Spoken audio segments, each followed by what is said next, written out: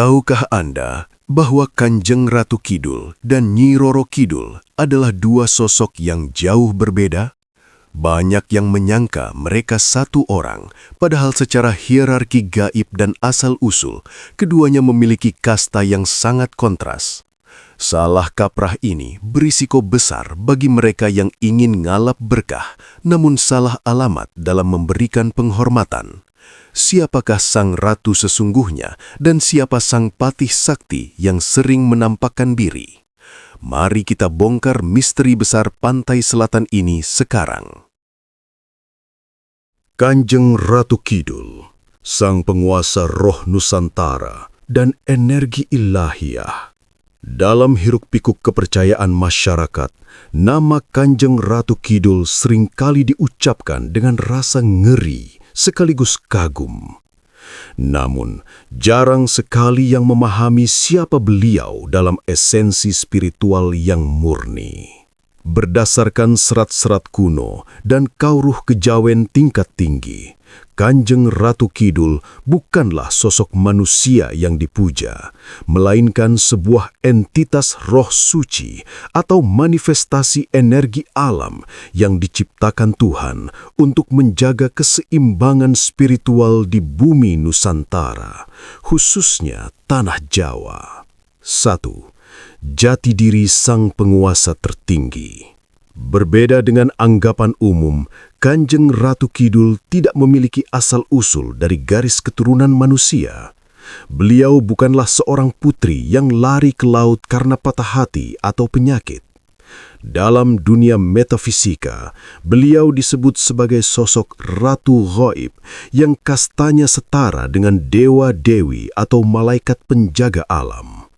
Beliau adalah penguasa seluruh makhluk halus di wilayah selatan, membawahi jutaan bala tentara ghaib yang menjaga gerbang-gerbang dimensi antara alam nyata dan alam ruh. Kehadirannya tidak ditandai dengan wujud fisik yang padat, melainkan melalui getaran energi yang sangat halus dan sejuk. Para waskita yang pernah bertemu menggambarkan beliau sebagai cahaya hijau pupus kekuningan yang sangat menyilaukan namun menenangkan. Beliau adalah simbol dari kesucian, kebijakan, dan kekuasaan mutlak yang tidak terjangkau oleh nafsu manusia biasa. 2. Hubungan sakral dengan tanah Jawa. Kanjeng Ratu Kidul memegang peran vital dalam kedaulatan Nusantara. Dalam sejarah Mataram Islam, beliau dikenal sebagai pasangan spiritual dari raja-raja besar, mulai dari Panembahan Senopati hingga sultan-sultan di Yogyakarta dan Surakarta. Hubungan ini bukanlah hubungan asmara layaknya manusia, melainkan simbol penyatuan jagat cilik, manusia, dan jagat gede, alam. Beliau menjamin keamanan Laut Selatan dari ancaman gaib maupun fisik, serta memberikan perlindungan spiritual bagi pemimpin yang memiliki hati yang bersih, Satria Pinandita. Inilah alasan mengapa upacara labuhan dan persembahan di pantai selatan dilakukan dengan penuh hormat, bukan untuk menyembah selain Tuhan, melainkan sebagai bentuk syukur dan harmonisasi dengan penjaga yang telah ditugaskan semesta. 3. Ciri aura dan manifestasi hijau pupus. Penting bagi kita untuk memahami bahwa energi Kanjeng Ratu Kidul bersifat luhur dan agung. Warnanya adalah hijau muda atau hijau pupus, warna yang melambangkan pertumbuhan, kesucian, dan kehidupan.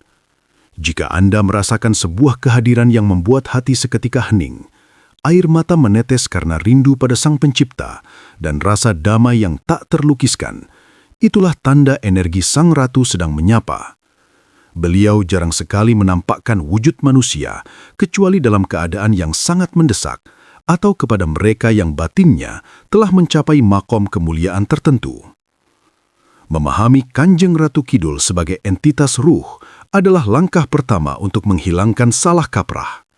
Beliau adalah sang atasan, sang pemilik keraton gaib yang perintahnya dipatuhi oleh seluruh penghuni samudra. Di bawah kekuasaan beliaulah, sosok-sosok panglima seperti Nyi Roro Kidul menjalankan tugasnya. Assalamualaikum warahmatullahi wabarakatuh. Salam sejahtera bagi kita semua.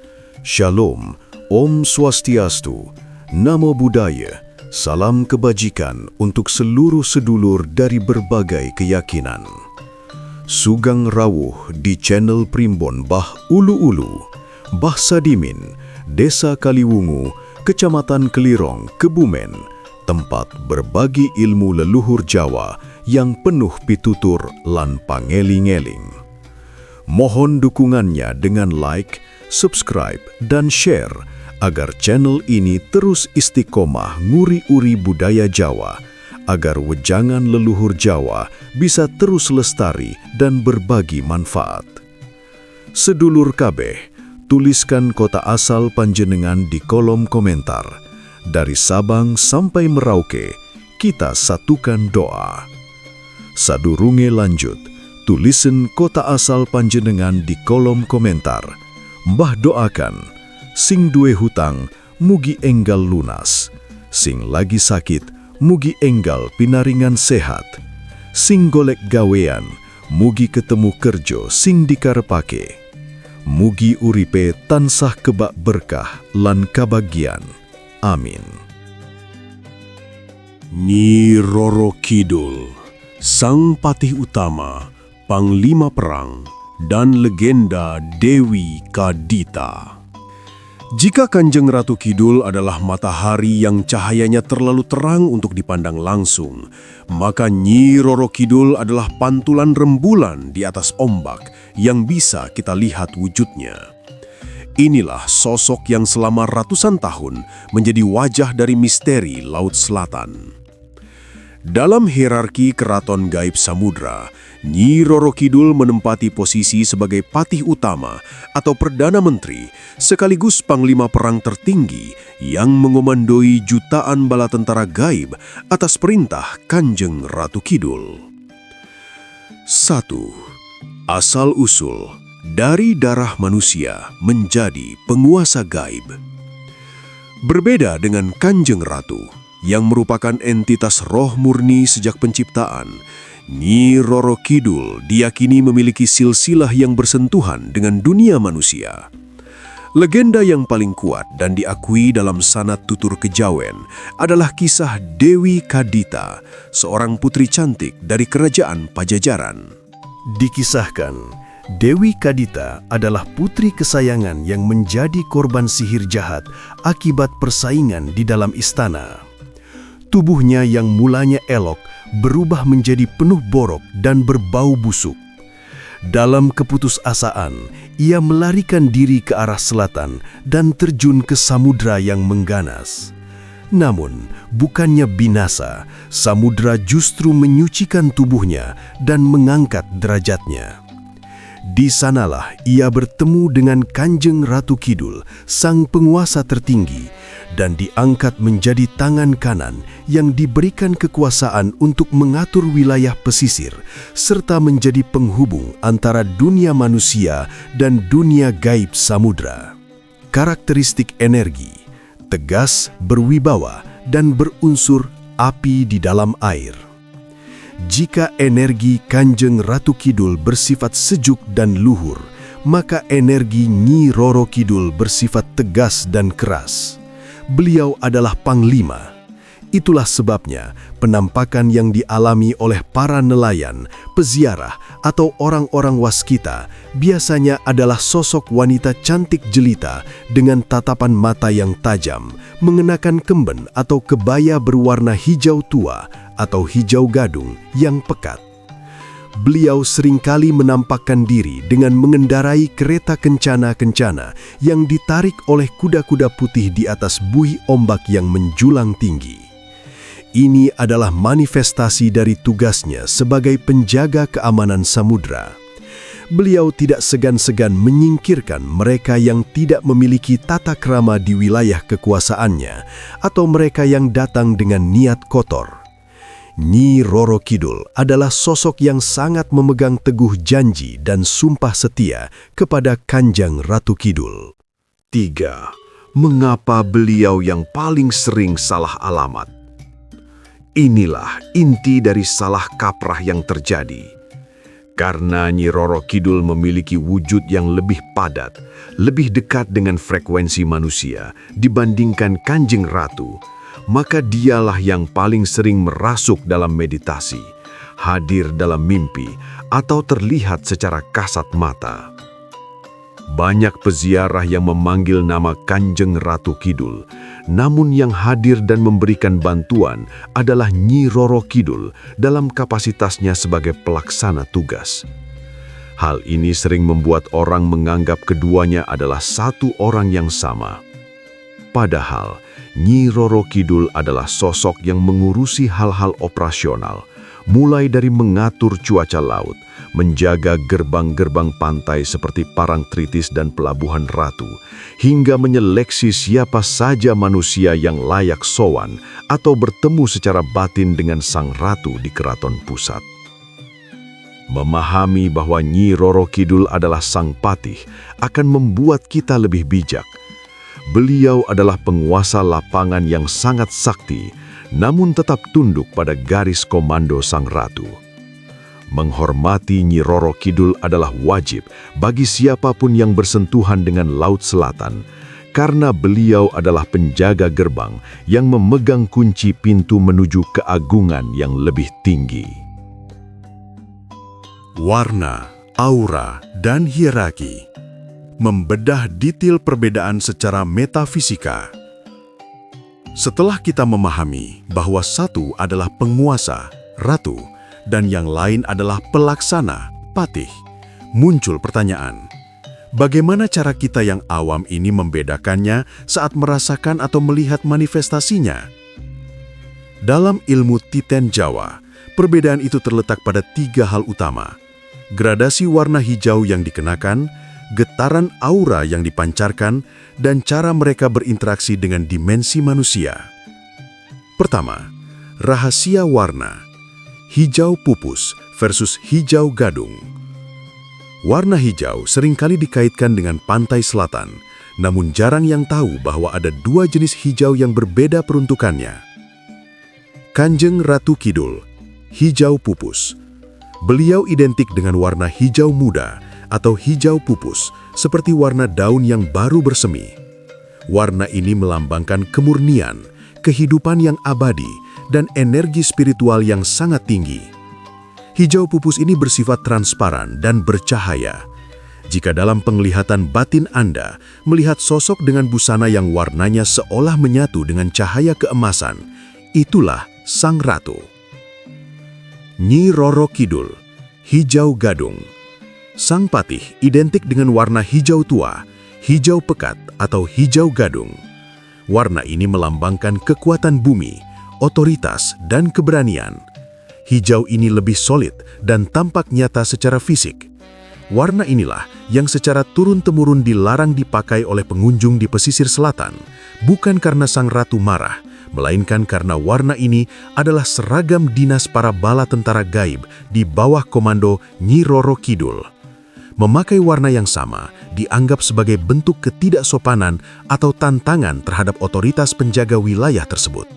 Getaran aura, keteduhan versus kewibawaan.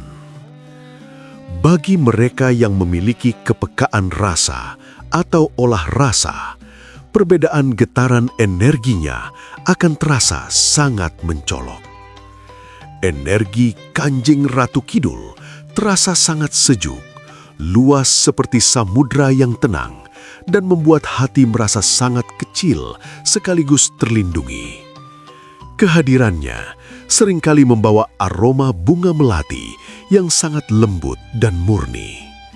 Anda tidak akan merasa takut, melainkan merasa sangat rindu dan damai. Energi Nyi Roro Kidul terasa sangat berwibawa, panas dalam arti penuh kekuatan, dan membuat bulu kuduk berdiri sebagai tanda hormat. Kehadirannya seringkali disertai dengan suara gemuruh ombak atau angin kencang. Aromanya pun berbeda, lebih kuat seperti wangi dupa yang bercampur dengan aroma laut yang segar. Kehadirannya menuntut ketegasan dan nyali yang kuat. Hierarki dan cara sowan atau berkomunikasi. Dalam adat keraton goib, ada protokol yang harus dilalui. Anda tidak bisa langsung mengetuk pintu Kanjeng Ratu Kidul tanpa melewati gerbang yang dijaga oleh Nyi Roro Kidul. Beliau adalah sosok yang menyeleksi setiap doa, niat, dan orang yang datang ke pesisir selatan. Jika niat Anda kotor, tameng gaib Nyi Roro Kidul akan memantulkannya kembali. Namun, jika niat Anda luhur, beliau akan mempermudah jalan Anda menuju kedalaman batin untuk bisa merasakan kehadiran Sang Ratu.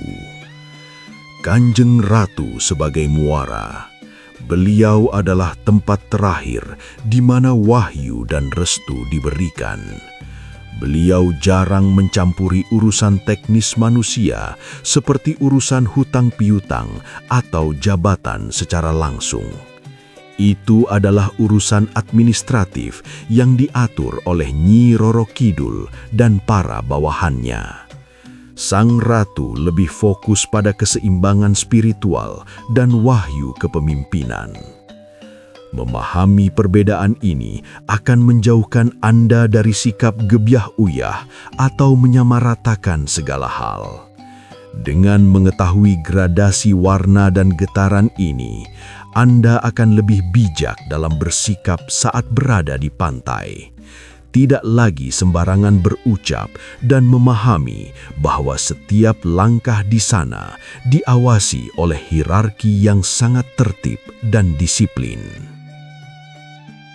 Salah kaprah dan risiko spiritual. Mengapa niat yang keliru bisa berbahaya?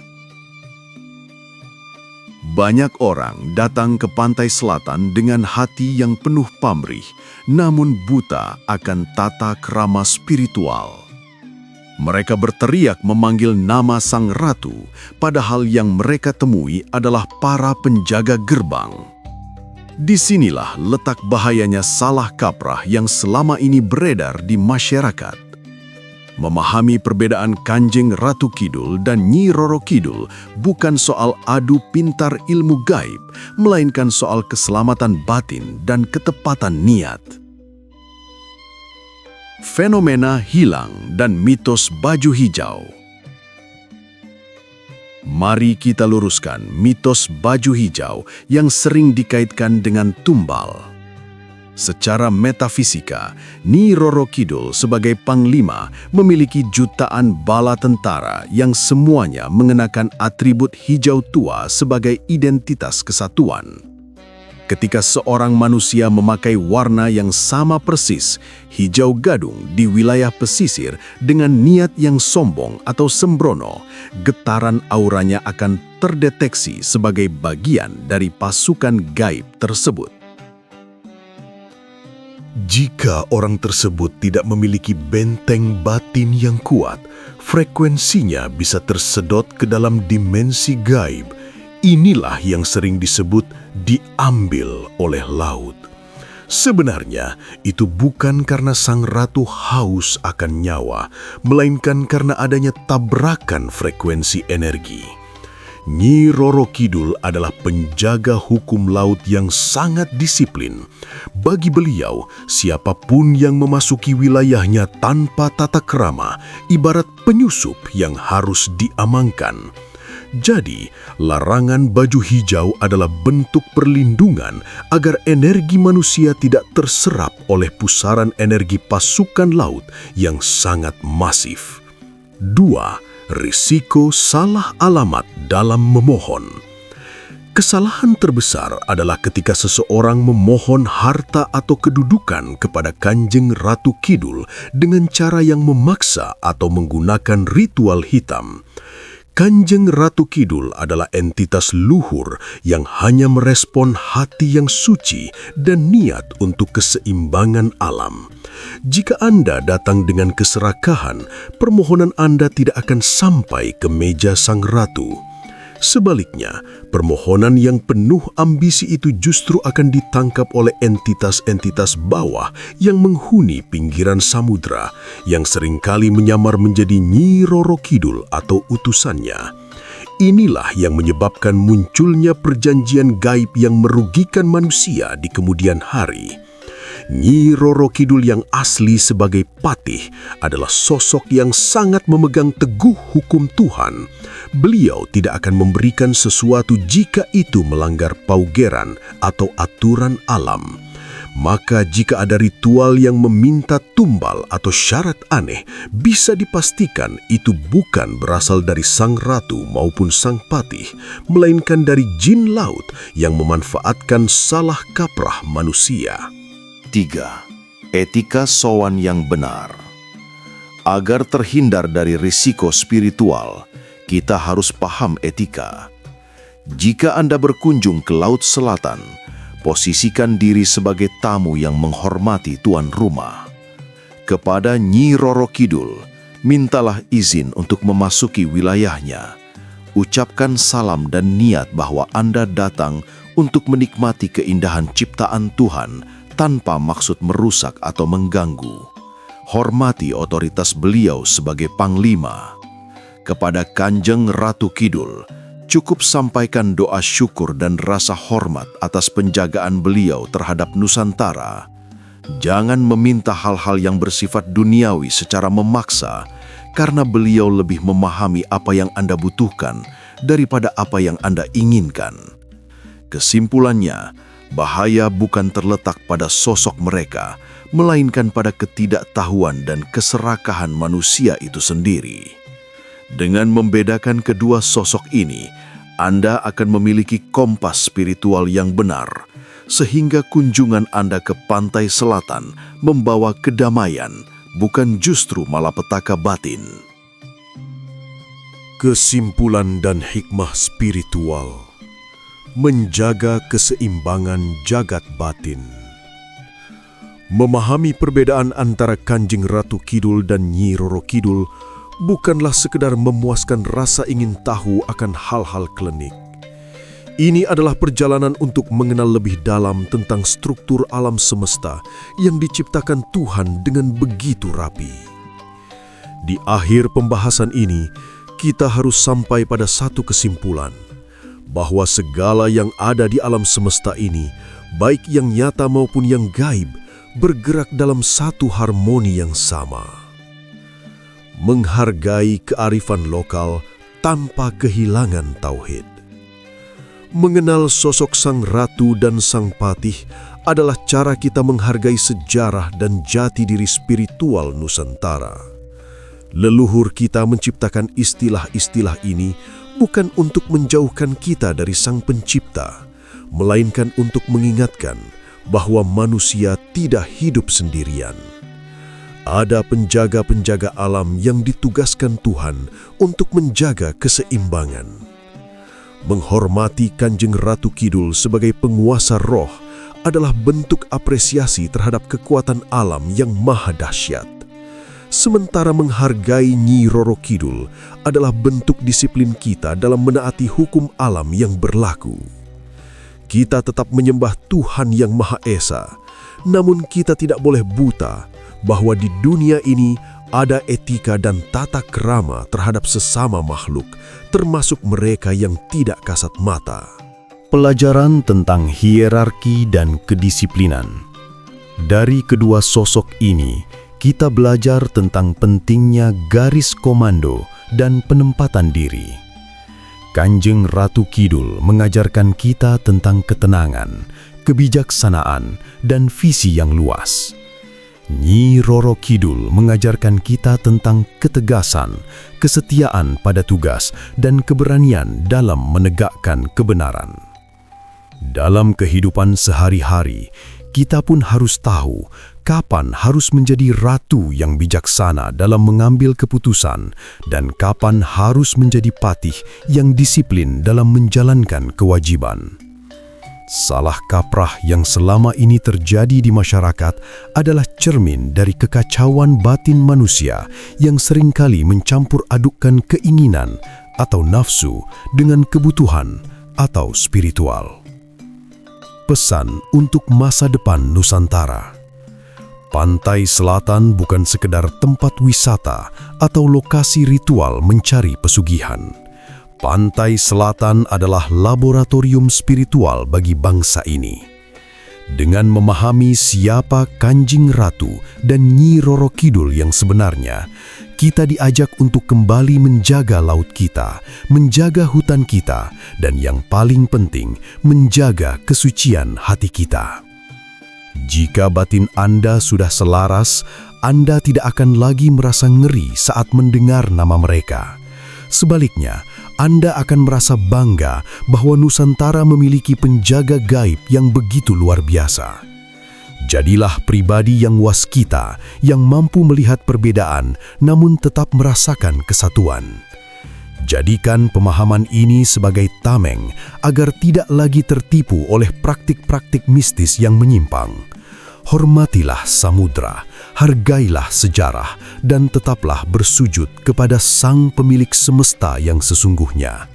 Itulah jalan keselamatan yang sejati.